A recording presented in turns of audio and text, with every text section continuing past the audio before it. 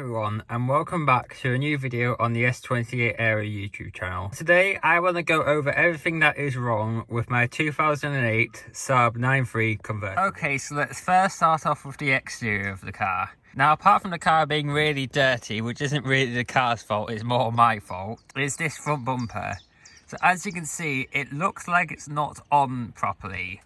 You can see in the headlight, you can actually see some of the housing which isn't correct. I'll show you on the other side what it should be like. There's also this gap here which isn't perfectly lined up with the wing on the car.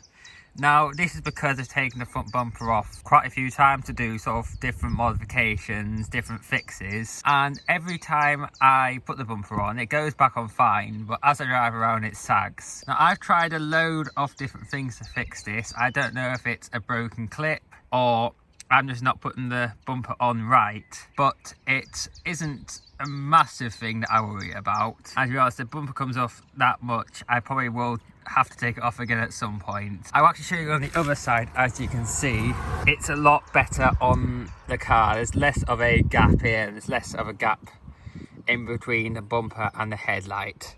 So that is one of the first issues with the exterior of the car.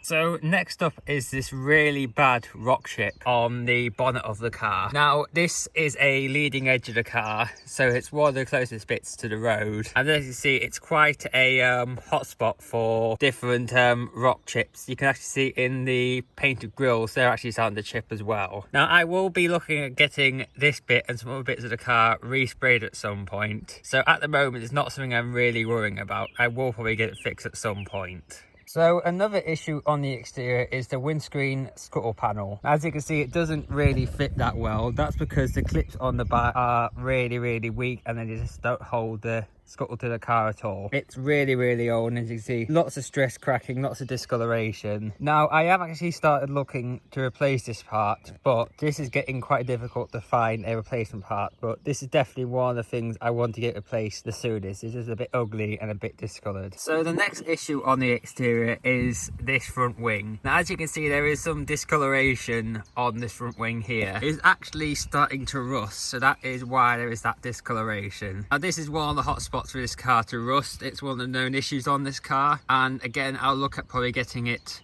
replaced or resprayed. It's also actually starting to rust, if you can see through all the dirt down here as well. This is probably the worst bit of the car on the exterior, so it is really something that I'm probably going to have to get looked at getting resprayed soon. So as you can see, there is also the same discoloration on the rear quarter panel. Again, something I'll probably have to get ground down and resprayed. Now I'm not sure how well you can see this, but there is this massive dent on the door. I'm actually going to try and move it around, see if you can see how the light changes on it. Now this looks like it has been done by a shopping trolley or a stone's been thrown up at the car, but as you can see, it's also done quite a bad crack on the paint. If I can get it to, there you go, get it to focus on that. Now this would be less annoying if they had actually left their details for me, but of course human nature, no one leaves any detail when they've done something to someone else's car. Now again, this is probably why I will get the other bits on the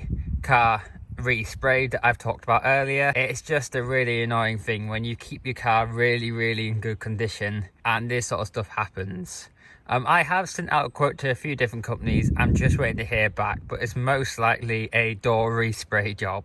So moving around to the rear of the car, there is this rear parking sensor.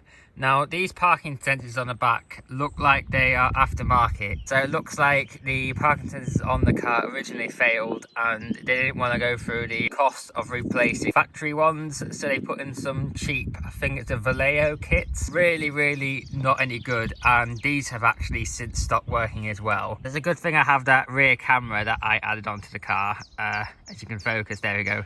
That rear camera, something I will probably get replaced at some point in the future, but it's just getting around to it. They are just a little bit ugly though, being cracked and damaged. So the final issue on the exterior, nothing massively major, is this centre cap has its Saab logo missing. So now we've seen the exterior, let's talk about the engine bay. Now, apart from being really disgustingly dirty in here, and I really need to clean here at some point, isn't actually that much wrong in here. So nothing really major, but there is some rusting on the suspension top hat, something that I can easily replace and probably fix with a wire brush. Again, nothing major, but this air conditioning line is missing its cap, and there is a few little clips that are missing. Something I'll be able to fix for about 10 quid. The clips aren't that expensive to find. Again, a very minor issue is this battery cover. As you can see, being next to a turbo, there is a few little cracks from stress, and some of the plastic has actually broken off. Actually broke off in my hand when I was checking the battery. Again, something I can fix for about 10, 15, 20 quid. Really nothing to worry about, nothing really that major. So the only really major thing on the engine bay is this coolant tank. Now, it's not that the coolant tank is leaking anywhere, it's that it loses a little bit of coolant somewhere else in the engine. I'm gonna say every 6 to 8 months. Not that big of a deal, something I can still daily drive this car really reliably, really easy. It just needs filling up